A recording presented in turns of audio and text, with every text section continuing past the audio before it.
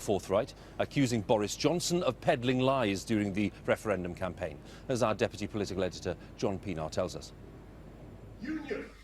First full day as Foreign Secretary and a few friendly words at the French ambassador's place. To coin a phrase, toujours plus étroite. Closer together in English, but they weren't all buying it.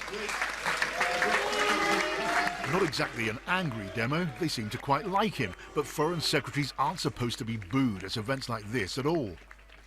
Johnson, what would you say to those who are unhappy about you being Foreign Secretary? Start of the day wasn't perfect either. Johnson, you're going to stop and have a word? What about those who've insulted Mr. Johnson? Good morning. Best say nothing, but where was his ministerial car? He'd lost his way when he was after the leadership. Now, to the surprise of many, he's finally found a new role, in charge of quiet British diplomacy, after a career strewn with colourful outbursts and more than a few gaffes. Around the world, there's been some amusement and quite a lot of shock. On Twitter, the former Swedish leader thought it was a joke. The former Belgian Prime Minister did too. British humour has no borders, he wrote. Australia sent good wishes to a good friend, but others in France and Germany were less friendly. And Martin Schulz, President of the European Parliament, has described the cabinet reshuffle which made Mr. Johnson Foreign Secretary as part of a dangerously vicious cycle since the vote to quit the EU.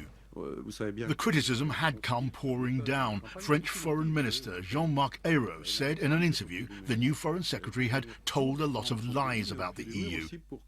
After a vote like the referendum result on June the 23rd, it is inevitable that there's going to be a certain amount of plaster coming off the ceiling in the chancelleries of Europe. It wasn't the result that they were expecting, and clearly they're making their views known in a frank and free way. I have to say that the gentleman that you mentioned, the French Foreign Minister, in fact has sent me a charming letter just a couple of hours ago, saying how much he looked forward to working together.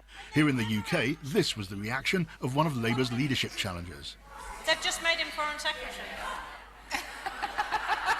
In America, they know about Boris Johnson's way with words too. He compared presidential candidate Hillary Clinton to a sadistic nurse in a mental hospital.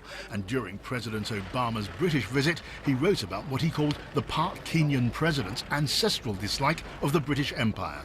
In Washington, which also took the losing side against the campaign he led to leave the EU, a State Department spokesman's face spoke volumes. The Secretary has just been announced as Boris Johnson. How do you think... That's better.